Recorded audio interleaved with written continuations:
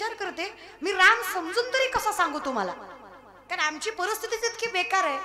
यहाँ कोई मरे वोटों के लिए तो कोई मरे नोटों के लिए, यहाँ कोई मरे वोटों के लिए तो कोई मरे नोटों के लिए. भगत सिंह सुखदेव भी सोचते होंगे हम भी मरे किन हरामजादों के लिए. मेलो तरी कोणासाठी बाबा, ज्यांच्यासाठी मेलो त्यांना तीळ मात्र कदर नाही आपली. यांना फक्त माझी गाडी, माझी माडी, माझी दाढी, माझी बॉडी, माझ्याच बायकोची गोल गोल साडी. तिकडे गावाची दाढी जळू दी, माझी बिडी पिटले आणि काय नाही बघा ना. तुम्ही ना मी, देव देश धर्म खरंच आपल्याला कळत नाही.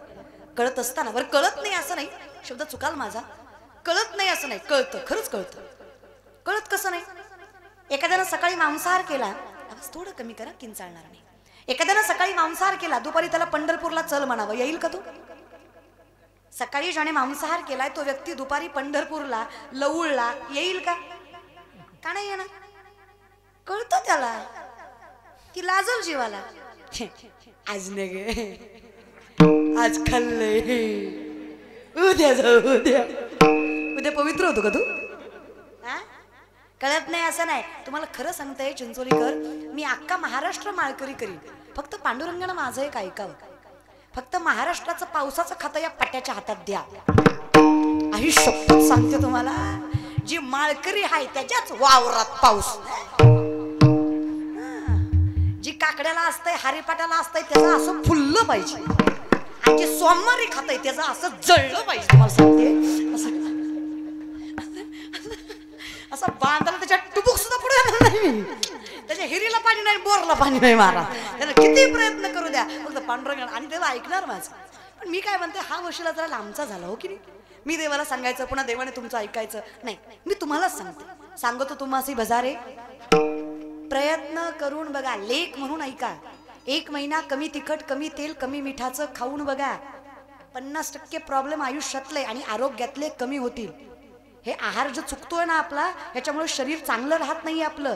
आणि तुम्ही मला सांगा, ज्याला शरीराची किंमत नाही, देवाची कशी कळणार आहे? आरोग्य सांभाळत जा.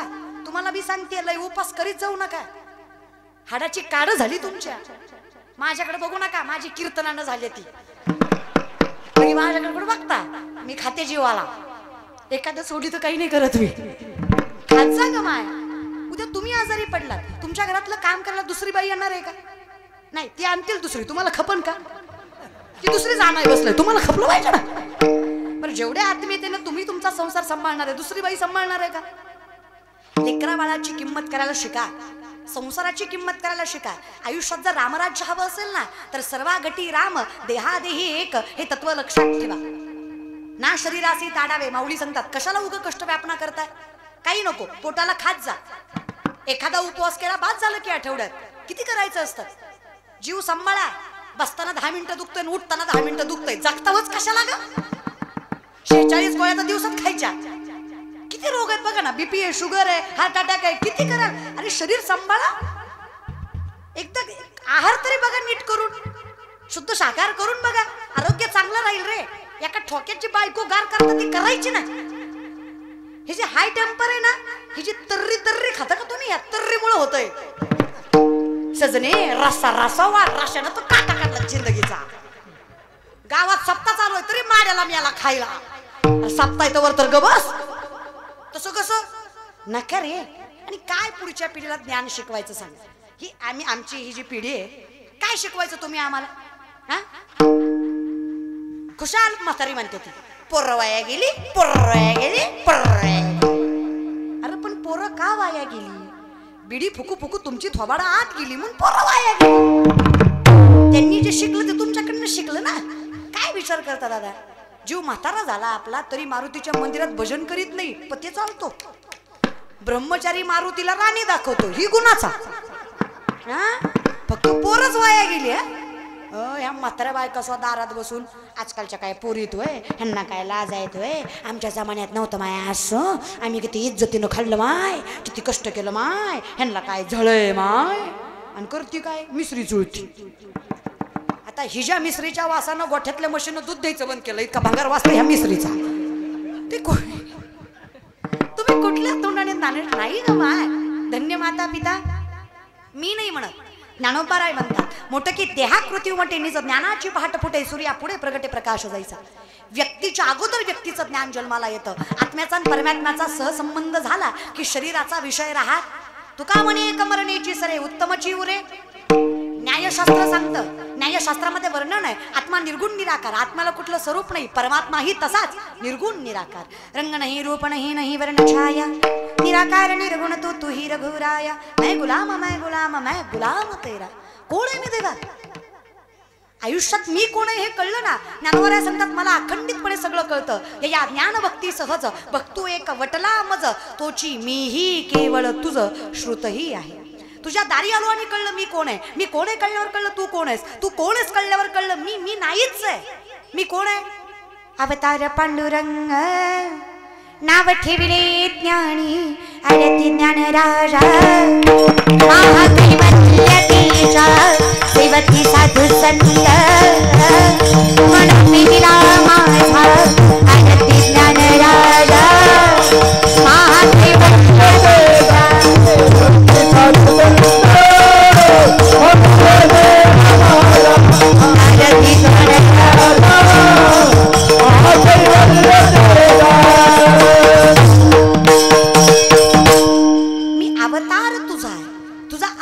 म्हणून मी आहे. ज्या दिवशी तुझा अंश नसेल मी राहणार. हे ज्या दिवशी कळेल झाले रामराज्य. आम्हाला अखंड राम कळणार. आम्ही रामच चुकीचा समजून घेतला हो. आमचीच हिंदू धर्मातली पोरं तोंड वर करून एखाद्या हिरोचा पिक्चर बघितला की देव नाकारतात. मला एक गोष्ट कळत नाही, ज्या हिरोंचं तुम्ही पिक्चर बघून मनामध्ये शंका देवाविषयी संतांविषयी निर्माण करता त्या हिरोंची जीवनशैली कधी बघितली का तुम्ही? व्यसनाशिवाय त्यांचा दिवस जात नाही. त्यांची पोरं ड्रग्स घेतल्याशिवाय आयुष्य काढत नाहीत. अरे आयुष्यात 10 लग्न करणारी माणसं ती तुम्हाला देव शिकवणार आहेत का? 4 पिक्चर बघितले तुम्ही देव नाकारता. अरे चाचूचेनी सांडस आहे खंडीचे पाय पाणी राजहंस आहे तुझं ज्ञान विज्ञान तेसे वाटून देऊ. आम्ही तुम्हाला सांगू खरं काय आणि खोटं काय. पण जग असं आहे 5000 वर्षापूर्वी चाणक्य सांगतात इथे 4 माणसं एकच खोटं बोलली की खोटं सुद्धा खरं होतं. खरं आहे का खोटं आहे? बोलायचं तुम्ही मुद्दाम करता का? हिटली तर लई येड्यावणी बसल्यात उगा पड्याला बसल्यावणी बसल्यात. मुद्दाम करता का तुम्ही? तुम्हाला माझी जिरवायची नाही. माणसं मुद्दाम करतात त्याला महाराजाची जिरवायची असते. ती कीर्तन झाल्यावर म्हणणार लई पोरगी बोंबलत होती. आपल्याला शिकवित होती. आका मंडप ऐकत होता. पट्ट्या निस्ता बसला होता. ऍटिट्यूड कशाची खाता बाबानो. अहो लय अहंकारवाले गेले. 7 कोटी घर सोन्याची होती रावणाची. किती? 7 कोटी. ऐकण्यात घोळ नाही झाला खरंय. तुलसी रामायण मध्ये वर्णन आहे रावणाच्या एका घराची एक चौकट 2250 किलोची आहे. रावणाची एक चौकट इकली तर 35 वेळा आमदार होता येतय. एवढा जागीरदार होत ते. आणि अशी एक चौकट नव्हती. 7 कोटी घराच्या 7 कोटी चौकटी दरवाजे भीती माळवत तर मरूच द्या. डोक्यात घ्या फक्त कसलं असन ते. 80,000 बायका 1 लाख पोरं 1.25 लाख नातू घरातलं मतदान एवढं. भाऊकीन पाहुणं तर मरूच द्या. नुसतं पाहुणं घ्या. 80,000 बायकाचे आई बाप 1,60,000 म्हणूच नका. ज्याच्या एकट्या जावयानं 80,000 केले त्याचा सासरा गुणाचा असेल. तो हच्छर तरी करील. जावयाकडे बघून तरी करीन. आपण गणित लावू शकत. लई जागीरदार होत ते लई. बर ताकदवरही तेवढाच होता. 3दा कैलास हलवला रावणाने. कितीदा माऊली? 3दा. The now moment. आत्ताच्या क्षणापर्यंत रावणासारखा शिवभक्त झाला नाही. अजूनही सगळ्यात मोठा महादेवाचा भक्त कोण आहे? रावण. त्याची मर्यादा अजून कोणीच ओलांडली. नाथ बाबा नाथ रामायणामध्ये वर्णन करतात. धन्य भाग्य रावणाचे दास झाले शंकराचे. त्या नाथ भक्तीमध्ये वर्णन करत असताना नाथ बाबा सांगतात एवढी मोठी शिवभक्ती रावणाची दिवसातले 7 ते 8 तास वेळ फक्त पूजेला लावायचा. तो 14 माणसं पूजेचं सामान हाताखाली द्यायला होती. रोज 1000 कमळ शिवपिंडीला व्हायचा. चुकून एके दिवशी 999 भरले. स्वतःचं शीर कापलं आणि 1000वा शीर कमल म्हणून शिवपिंडीला अर्पण केलं. एवढा महान शिवभक्त रावण होता. देवाने पण काही कमी नाही केलं. लंका कोणाची? भिका पाटलाची. लंका महादेवाची. आपण लंकेची पार्वती म्हणतो बघा, माय म्हणतो की नाही? ती लंका पुढे गेल्यावर सांगते. लंका महादेवाची. स्थापत्य कोणाचं? लंकेचं, महादेवाचं.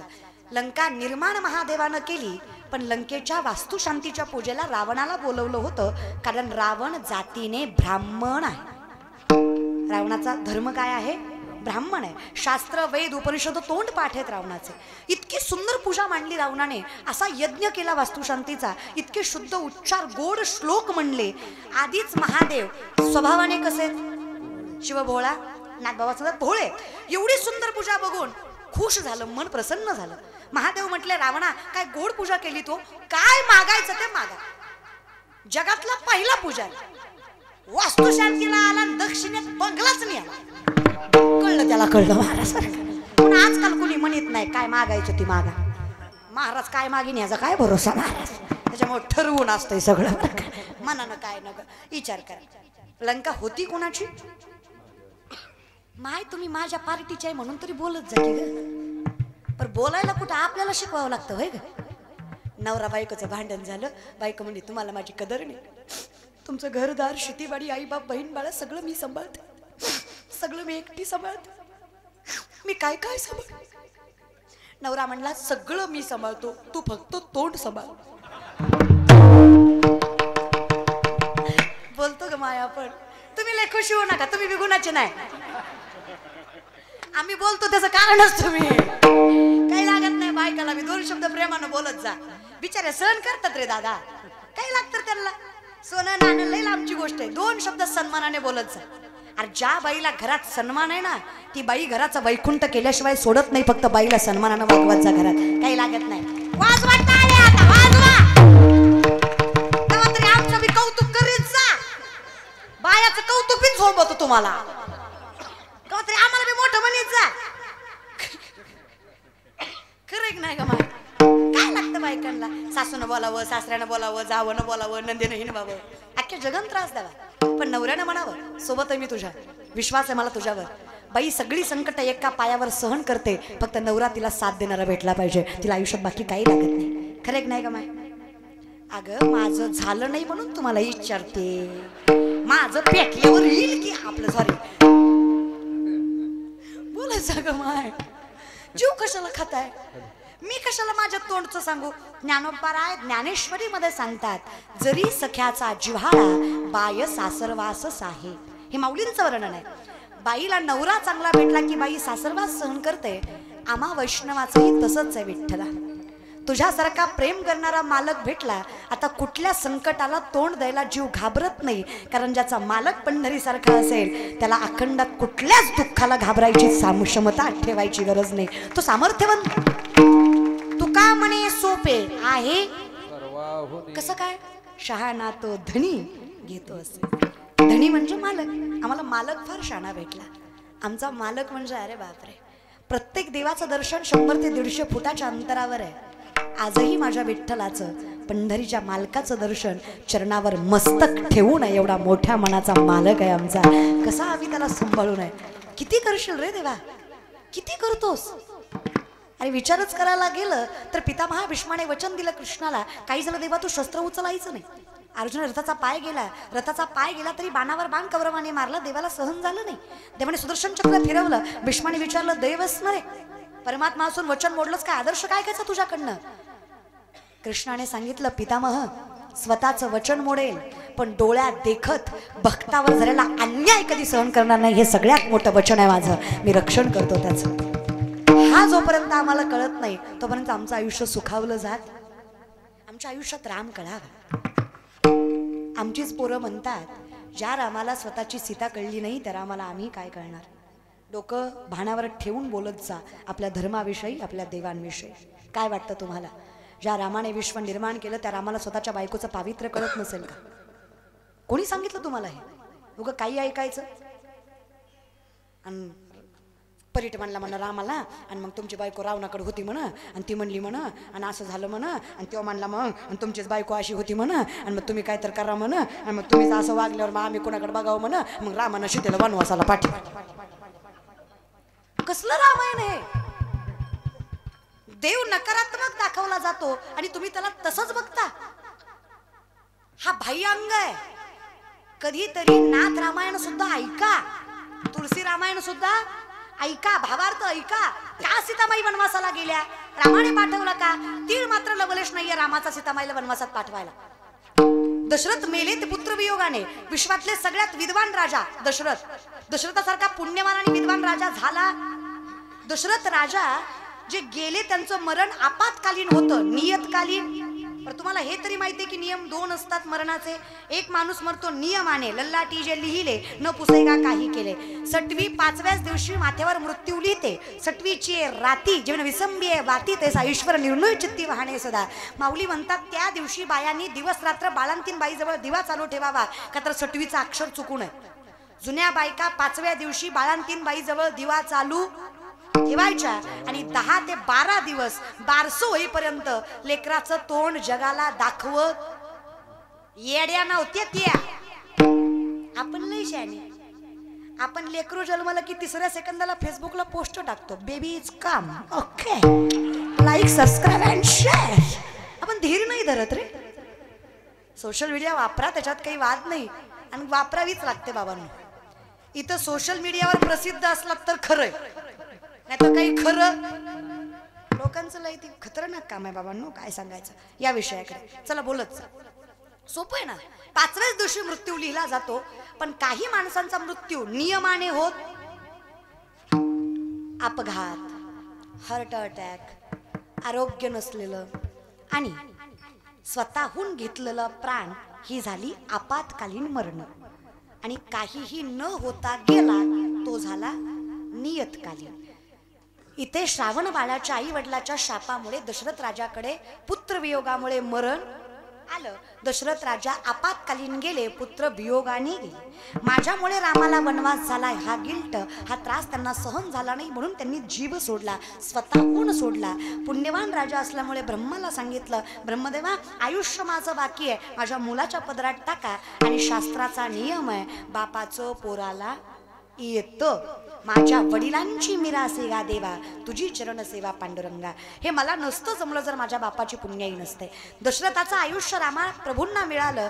अयोध्या परत लावल्यानंतर ज्यावेळेस रावणाचा वध केला, अयोध्येमध्ये परत आले.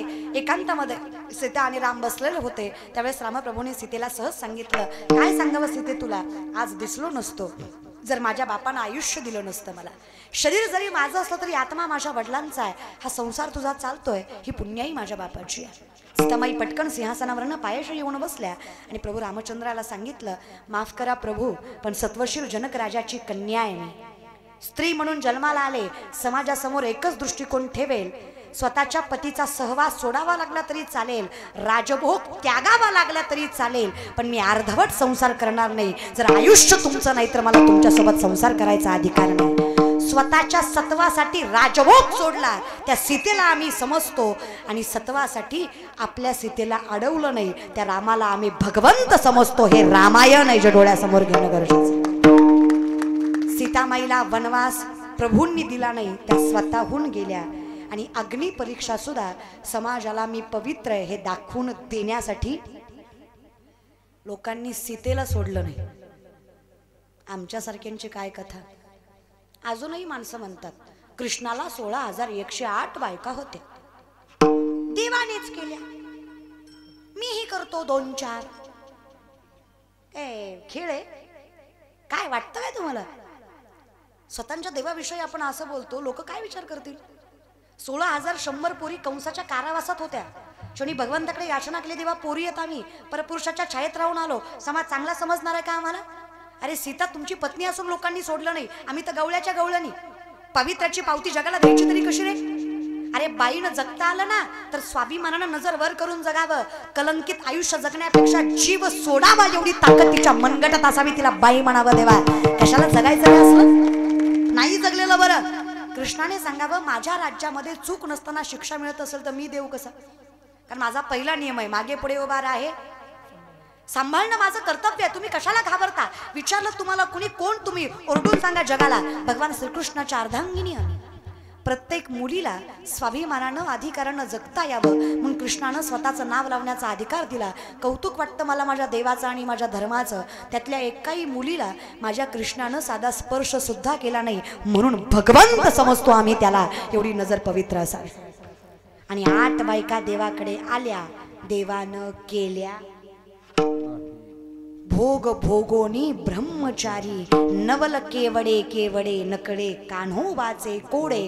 तुका म्हणे नटधारी भोग भोगोनी ब्रह्मचारी. या पिक्चरवाल्यांनी काही केलं, रासलीला याच्यामध्ये शरीराचा संबंधच नाही.